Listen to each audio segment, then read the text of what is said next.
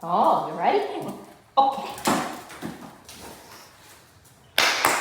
So my little buddy leaves me today, Marlin, if you can see him.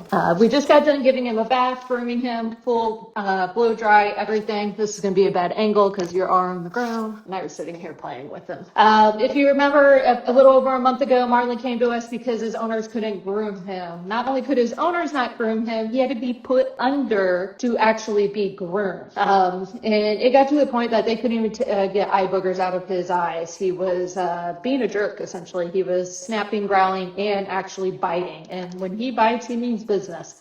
What we've done in this time he's been with us, he's actually going home a little bit of a week early just because they asked the owners of, one of the owners is in college and she's coming back for a fall break. And they wanted to practice since he has made such great progress with us. They wanted to practice and see if they can continue it at home. And we're pretty much going to do his take home lesson here very shortly. So another thing he was here for that it wasn't really clear in the beginning is resource guarding. He was a horrible resource guarder, and they just weren't aware that what he was doing was resource guarding. So the grooming and everything, it comes from a little bit of insecurity. There's a fearful response to him when he's scared. He gets a little growly, snarly, and snappy.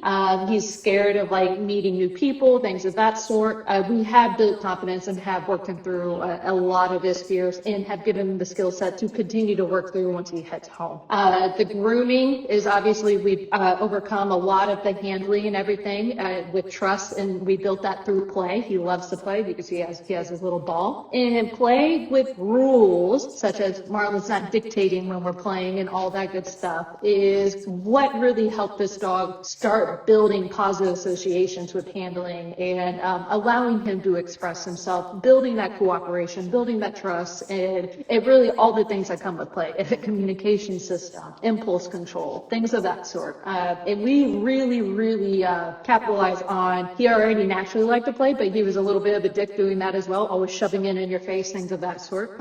We've made it into a game that we play together now versus him just dictating whatever he wants to do.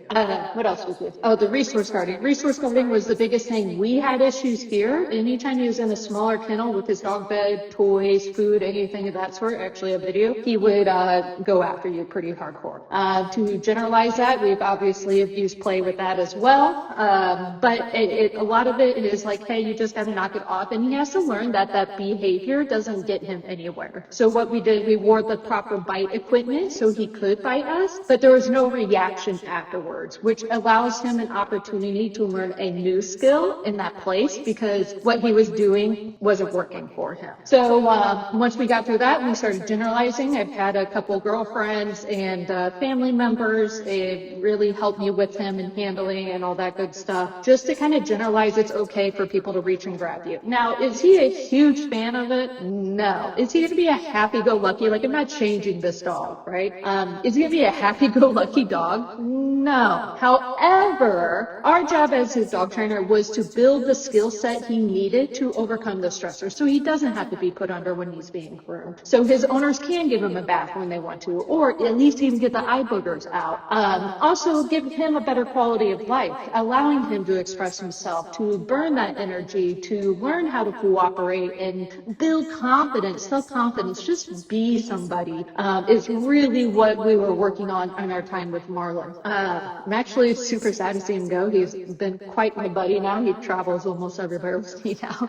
What else? I really think that's it. I just kind of wanted to give a where we're at when he's going home and the steps we kind of took to get there and why it works. I know people look at me dumb when they do consults and whatnot, and I'm not the best person. I'm not a salesperson at all. And I'm pretty direct. People look at me crazy when like what I teach them during a consult or their first lesson is play. Like they really do. They just don't understand the significance of it. And then I'll always get, no bearing it up. And then I always get this like, well, my dog won't play. And it is harder for old dogs to play, to teach how to play. But you can do food tossing. There's ways to teach games that doesn't have to strictly be toy-based, that your dog is learning life skills. And when you teach it in that manner, the behaviors seem to lessen because they don't have to find an outlet for for what they want to do. AK is generally kind of where resource guarding comes from, is they feel like they have to guard a source that is super valuable to them. And some dogs genetically are predisposed to wanting to guard items, right? Hi, are you chewing up my road? No, thank you.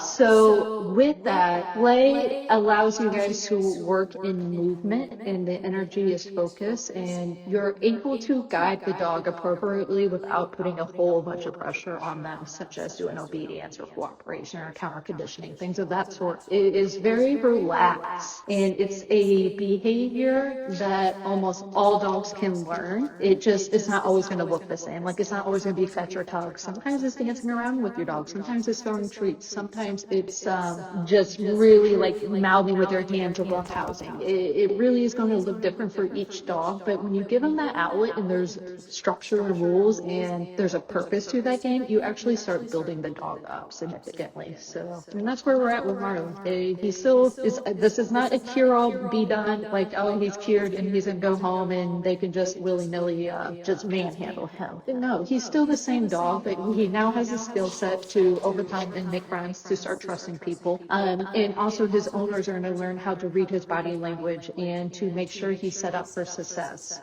It's going to be a lifelong commitment for dogs like this, dogs that have a bite history, just because biting at one point did work for them in the past. But now we have started new steps and a new habit, and that's where he's at, and that's where he's going home at. Right, handsome? So that's it. So I can ramble on forever.